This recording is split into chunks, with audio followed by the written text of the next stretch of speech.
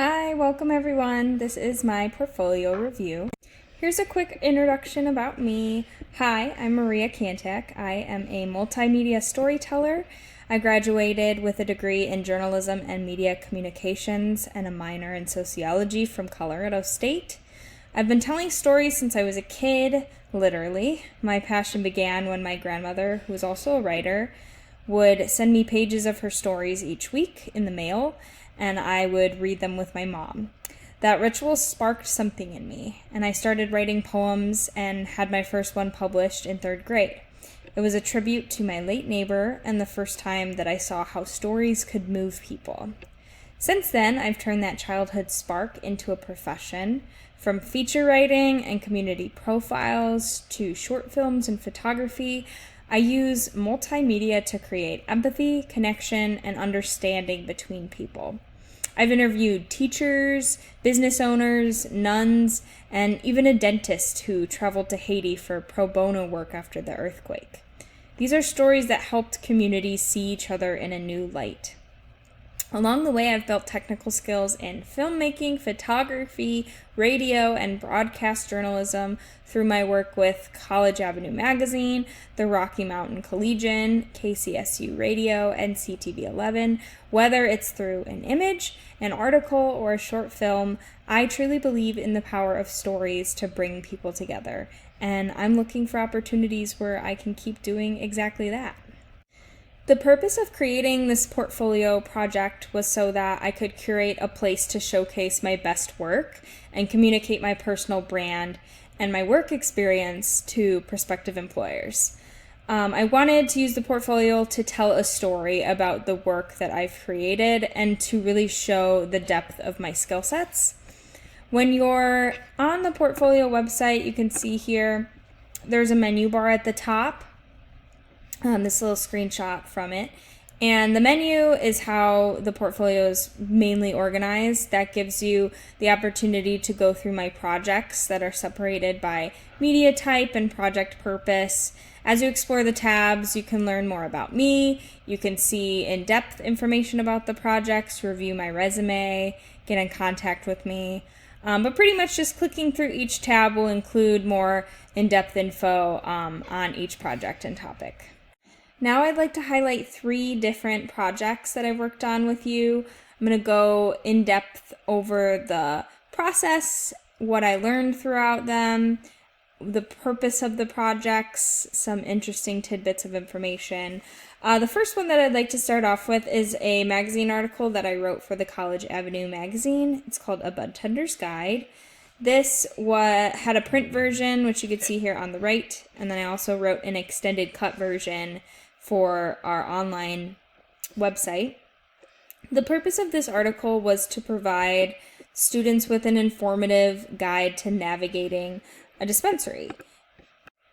I wanted to help people know what types of questions to ask, make sure that they get the best possible experience out of their high, and I really wanted to work to bridge the gap between the public and those who live, sleep, breathe, eat cannabis, literally. So for those who are new to the world of marijuana, it can be pretty intimidating, hard to know where to start, and even what to ask for.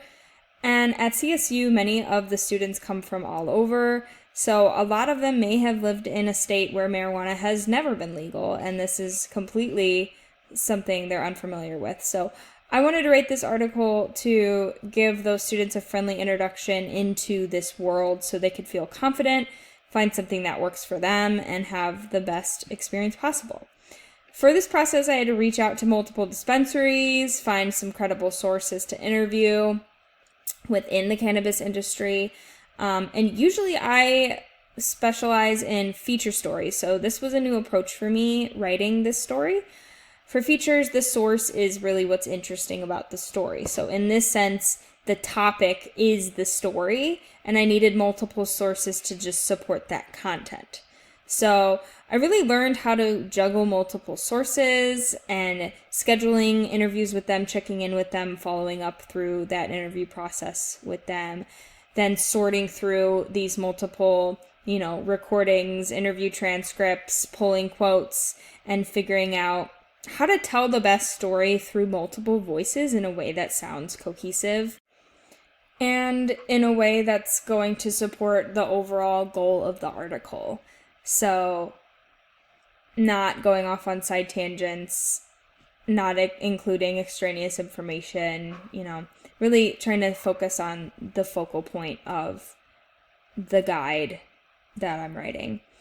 I learned to very thoroughly fact check through this process too, because I had to call some other sources to verify information, since most of this article was quotes and suggestions directly from the sources. We had to make sure that what they were suggesting was legitimate.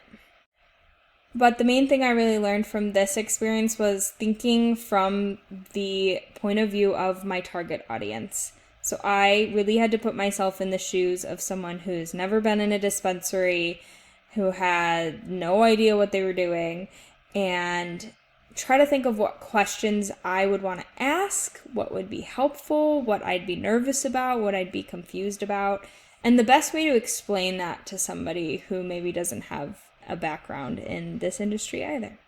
The second project I want to highlight is a women's basketball sports broadcast that I did for CTV 11.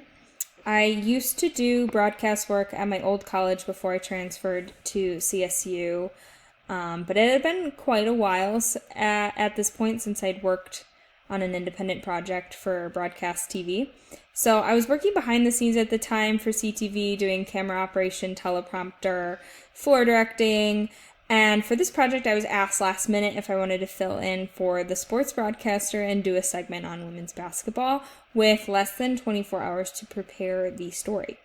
I accepted, and I got to work, and I was lucky enough to actually have attended the women's basketball game the night before, so I had the inside scoop. I had some footage that I took from the game, but this was really my first time writing a rundown script with all the camera cues and the producer cues, requesting graphics for the scoreboards and the stats, and then also reporting for anything even remotely sports related. That was not my wheelhouse. So I did a bunch of research on sports terms, verbiage, gathered information on the players and the stats from the game, and just started combining all that information with my personal observations of the game. I then had to gather footage online of the team members playing and some interviews of the coach that I found after the game. Then edited all this footage together, creating my own kind of highlight cut reel of the girls that had the top stats, and editing the coach's speech to find the best sound snippets for the broadcast, and just making sure that the video had proper watermarks and credits, finalizing, downloading all my edits. And I sent them off to the team to be downloaded and prepared for the broadcast, as I requested all graphics and things as well. I did all this in between going to class and working the night before and the day of the show. When I showed up to set, they were having some technical difficulties and we had to actually delay the broadcast. But after sorting things out, we didn't have any time to do a run-through or practice. And remember, this is my first time doing like a live sports broadcast. So my segment ended up being closer to the beginning. They waved me over and told me we were about to start. So pretty much right after I'd been mic'd up, no run-through, went in there and it went great. So I learned a lot from this experience because I found a new confidence in my skills and knew that I now had the ability to apply them to things that I may not have knowledge of or even experience with.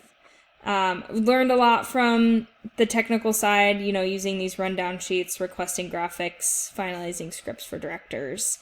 And really the biggest thing was working under pressure and tight deadlines, and it all went great.